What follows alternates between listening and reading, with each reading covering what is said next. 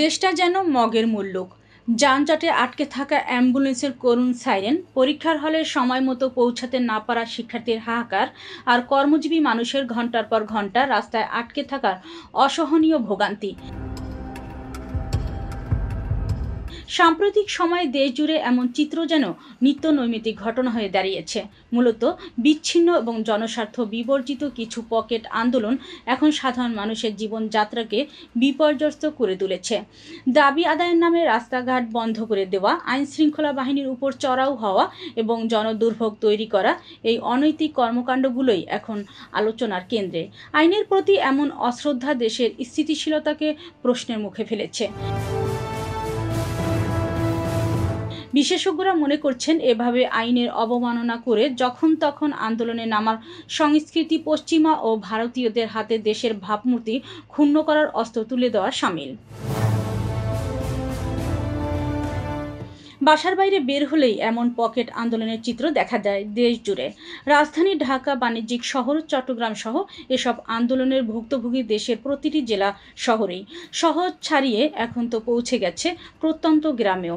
শান্তিপূর্ণ আন্দোলনের জন্য যৌক্তিক জায়গা নির্ধারণ না করে রাস্তাঘাট, অফিস, আদালত পাড়া সবখানেই চলছে দাবি আদায়ের নামে জনগণের উপর এই নিঃশব্দ নিপীড়ন। নবগঠিত একটি রাজনৈতিক দলের নেতাকর্মী সমর্থকদের পটিয়া থানায় গিয়ে পুলিশের উপর চড়াও হওয়ার ঘটনায় তোলপাড় চলছে দেশ জুড়ে। এরপর বিক্ষোভ ও থানা ঘেরাও করা হয়। পরবর্তীতে পটিয়া ব্লকেডের নামে চট্টগ্রাম কক্সবাজার মহাসড়কে অবরোধের ঘটনায় জনমনে রীতিমতো ভয় আতঙ্ক তৈরি হয়। মহাসড়কে টানা ৯ ঘণ্টা ব্যাপী সেই অবরোধের কারণে চরম দুর্ভোগ পোহাতে হয়েছে রোগীসহ হাজার হাজার সাধারণ যাত্রীকে।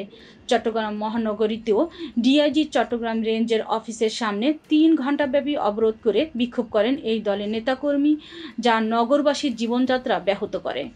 এদিকে কুমিল্লার মুরাদনগরে ধর্ষণকাণ্ডের রেশ না কাটতেই ওই উপজেলার বাঙ্গারা বাজার থানা এলাকায় মাদককাণ্ডে একই পরিবারের ২ নারীসহ ৩ জন গণপিটুনিতে নিহত হয়েছেন, যা দেশজুড়ে চাঞ্চল্যের সৃষ্টি করেছে।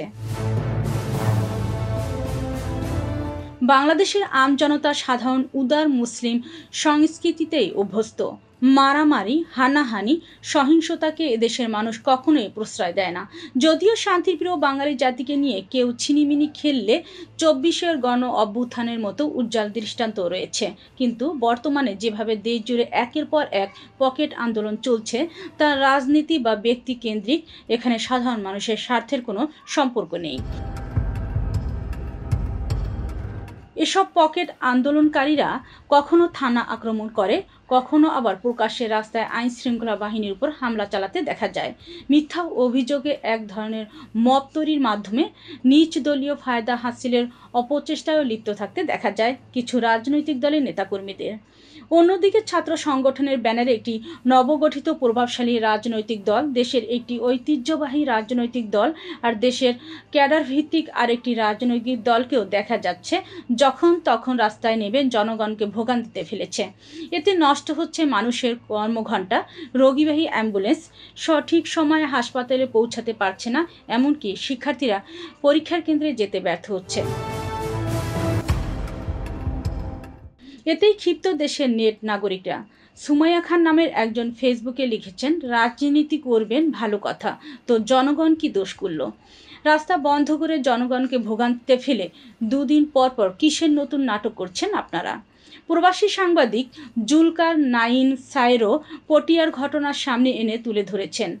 আমাদের দাবি মানে না হওয়া আমাদের পরবর্তী কর্মসূচি আপনারা জানেন, আমরা ঢাকা সহ সারা বাংলাদেশে AOCর পদত্যাগ, বহিষ্কার এবং যে আচরণটুকু আমাদের সাথে করেছে, আমাদের ভাইদের সাথে করেছে, সেই আচরণের পরিপ্রেক্ষিতে ওকে অবশ্যই শাস্তির আওতায় আনতে হবে। শাস্তির আওতায় না আনা পর্যন্ত আমাদের দাবি চলতে থাকবে, আমাদের আন্দোলন চলতে থাকবে। পটিয়ার থানার ওসি এবং নূর সাহেব, জাহেদ সাহেব, ইভেন মোজাম্মেল সাহেব, এরা কিভাবে আওয়ামী লীগের দোসরগিরি করতেছে এবং কিভাবে স্বার্থ হাসিল না হলেই ছাত্র সংগঠনগুলো ভিন্ন মতাবলম্বীদের স্বৈরাচারের দোসর বানিয়ে দিচ্ছে। বিশেষজ্ঞদের মতে এ ধরনের দায়িত্ব জ্ঞানহীন কর্মকাণ্ড চলতে থাকলে তার বহুমুখী নেতিবাচক প্রভাব পড়বে দেশের উপরে। শুধু বিদেশি বিনিয়োগ বা পর্যটন শিল্পই নয়, আন্তর্জাতিক ক্রীড়াঙ্গনেও বাংলাদেশ একঘরে হয়ে পড়তে পারে। এর পাশাপাশি অভ্যন্তরীণ স্থিতিশীলতা বিনষ্ট হওয়ার ঝুঁকিও বাড়ছে, যা দেশের অগ্রযাত্রাকে বাধাগ্রস্ত করবে। রাজনৈতিক স্বার্থ হাসিলের জন্য সাধারণ মানুষকে জিম্মি করার এই অপসংস্কৃতি থেকে বেরিয়ে আসা এখন সময়ের দাবি। দেশের শুভ বুদ্ধিসম্পন্ন নাগরিক এবং নেটিজেনদের একটাই প্রত্যাশা, রাস্তা আটকে জনভোগান্তির এই ধারার অবসান হোক এবং আইনের শাসন সমুন্নত রেখে দেশ আবার শান্তির পথে এগিয়ে যাক।